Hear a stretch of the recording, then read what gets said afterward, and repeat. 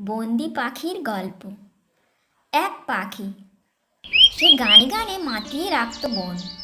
সারাদিন শীষ দিয়ে সুর করে গেয়ে যায় পাখি। সেই সুরের মূর্ছনায় দোলা লাগত বনান্তরে। গাছের ডালে বসে সারাদিন অবিরাম গান গেয়েই চলে গায়ক পাখি। তার সেই গান শুনে বনের মধ্যে ঢুকে এলো এক পাখি ধরা।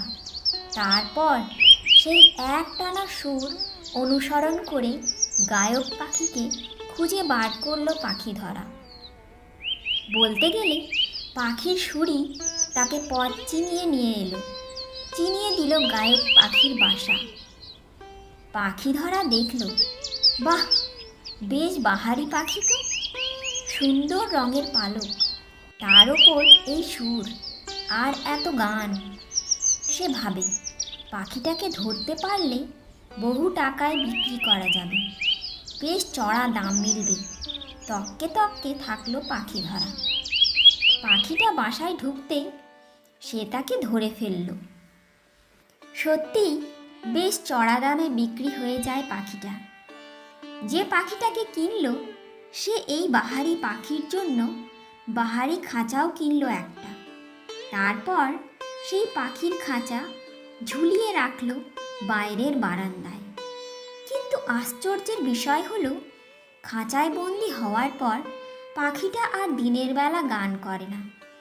বনের পাখিরা যখন ঘুমিয়ে পড়ে, সেই রাতের অন্ধকার কাঁপিয়ে সেই বন্দি পাখি গান করে।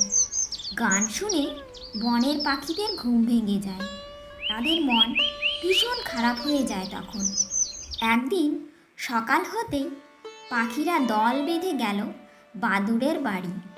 বাদুড় দিনে ঘুমোয়, চোখে দেখে না, না দেখুক, কানে তো শোনে। পাখিরা বলল, বাদুড় বাবু, আপনি তো রাত চড়া, একটু খুঁজে নিন, পাখিটা সারা রাত না ঘুমিয়ে কেন গান করে। শুনে বাদুড় বলল, আমিও শুনেছি, প্রশ্নটা আমারও মনে জেগেছে। ঠিক আছে, আজ রাতেই যাচ্ছি ওর কাছে। রাতে বন্দিনী পাখি গান ধরলে বাদুড় যায় তার কাছে, বলে, সারা রাত না ঘুমিয়ে কেন গান করো, দিনের বেলা গাইতে পারো না? পাখি বলে, পাখি ধরাকে তো আমার গানই টেনে নিয়ে এসেছিল আমার কাছে। আমি দিনের বেলা গান গাইতাম বলেই তো আজ আমি বন্দি, হারিয়েছি আমার স্বাধীনতা। দিনের গানই আমার কাল হলো, তাই আমি আর দিনে গান করি না, রাতে গান করি। বাদুড় বলে, বড় দেরি করে ভাবলে, এই ভাবনা আগে ভাবলে আজ বন্দি হতে না।